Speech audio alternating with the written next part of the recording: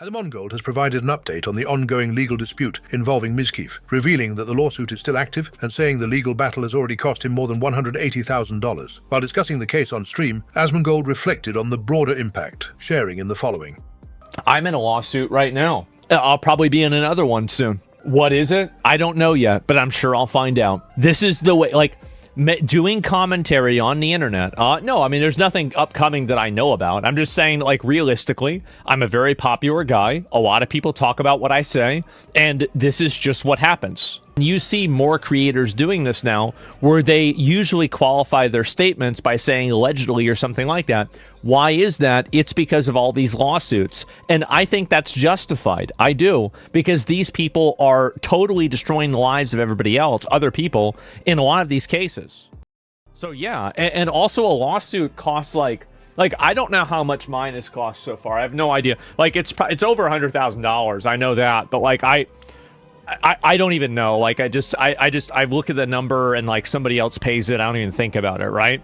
And so, but for an average person, I mean, Charlie's also, truth is Charlie's also rich, right? I mean, what's funny is me, Hassan, and Charlie, we all have ridiculous amounts of money, and none of this is actually a problem. But you don't want to engage in this, right? You don't want to deal with. After the clip circulated online, the community quickly split into competing viewpoints. Supporters of Asmongold argued that simply repeating or discussing publicly available claims should not automatically expose creators to severe legal consequences, with some saying they hope the courts ultimately protect speech that is based on publicly known information. Others pointed to recent court filings and procedural developments, suggesting that parts of the broader litigation have evolved in different directions, and encouraging people to read the legal documents rather than rely solely on social media summaries. On the other side, critics argued that Asmongold's involvement in the controversy has created unnecessary legal risk, with some claiming his approach to discussing the allegations may have backfired. A number of commenters questioned whether publicly repeating contentious claims was worth the potential legal exposure. Overall, the conversation centered less on the dollar amount Asmongold says he has spent, and more on the wider implications of online commentary, defamation concerns, and how creators should navigate reporting on allegations while lawsuits remain unresolved. Extra Emily has given viewers a look into her life before becoming a full-time content creator, revealing a resume that surprised much of the internet. During a recent stream, she pulled up her background and professional experience, highlighting a 3.94 GPA from Columbia University, sharing in the following. My college resume I would use to apply to jobs. Education, Columbia University in City of New York. GPA 3.94 out of 4, honors magna cum laude, outstanding student service award, tau beta pi, classes, analytics, corporate finance, statistics, data analysis, empirical methods of data science, accounting and finance, econometrics, punctual automation, simulation. Oh my gosh, such a nerd. And then my experience, Citigroup. I don't even know what these words mean. Security Services Vulnerability Assessment Analyst, Site Research and Analytics Summer Analyst. I worked at the business school, database manager at the Paul Milstein Center for Real Estate, and then I was a research analyst here, and then I was a president of my sorority, and then my skills, Mandarin, Java, I can't code for shit, Python, R, I don't even know what R is. R is data. Following the clip, the community had a wide range of reactions. Some praised Extra Emily's accomplishments, arguing that regardless of whether people enjoy her content, her academic and professional achievements demonstrate that she had already built an impressive resume before becoming an internet personality. Others joked that it was ironic for someone with such credentials to make a living through entertainment, with a few commenting that she likely earns significantly more as a streamer than she might have in a traditional corporate role. Another common sentiment was that her on-stream behavior may not fully reflect her real-life capabilities. Some users suggested that her exaggerated personality is part of the entertainment, while others described her as someone who is clearly intelligent, despite often acting in a deliberately quirky or chaotic manner for content. Overall, the discussion shifted away from criticism and toward surprise, with many acknowledging that Extra Emily's educational background and work experience add another dimension to a creator who is often known more for her internet persona than her resume. Italian streamer study team shows Kai Tenat how building a school is done. We already built this. There's already the walls. There's already walls are coming out. They're doing the part in the inside, and we're missing the freaking rooftop. Now kids have to go to school. Yeah, now they have to go to school. I'm the Mr. Beast. I'm the Mr. Beast and the Kai Senat that actually succeeded in what they said of Twitch.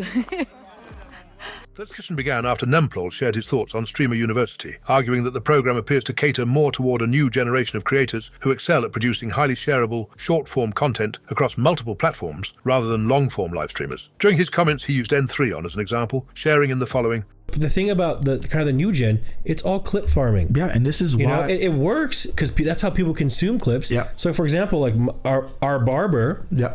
You know who she's a big fan of? Amazing woman. Yes, continue. Guess who she's a big fan of? Who? Yes.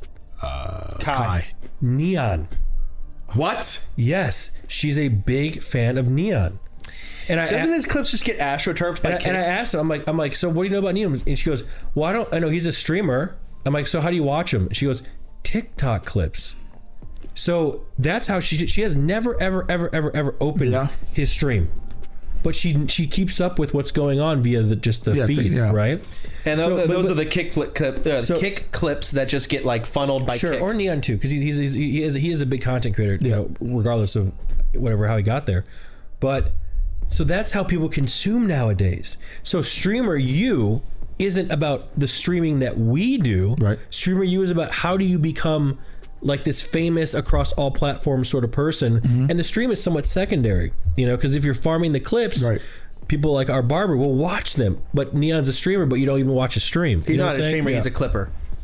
Well, yeah, he does. He does good streams. I think his opinion. I hope to God you get accepted, brother. I am. So the problem is, but it doesn't. No, I can't. Even if I get accepted, it's not going to do well. Once the clip made the rounds online, it sparked a debate about what success on the internet actually looks like today. One side agreed with Nemplol's assessment, arguing that creators like N3on have mastered the modern content ecosystem by producing moments that spread rapidly across TikTok, X, YouTube Shorts, and other platforms. These users claimed that whether people enjoy the content or not, it is difficult to deny its effectiveness at generating attention. Others pushed back against Nemplol's criticism, saying it came across as frustration toward a newer generation of creators rather than a fair evaluation of their success. Some commenters argued that traditional streamers often underestimate how difficult it is to consistently create viral content, with one person claiming N3on may intentionally lean into controversial or exaggerated behavior because he understands exactly what drives engagement. Meanwhile, critics of N3on style argued that popularity alone should not be confused with quality, while a few commenters said they still preferred newer, clip-driven creators over more established streamers they personally find repetitive or less entertaining. Detective XQC exposes Mr. Beast for using AI to edit his YouTube videos instead of paying VFX artists. She gets millions of dollars a week,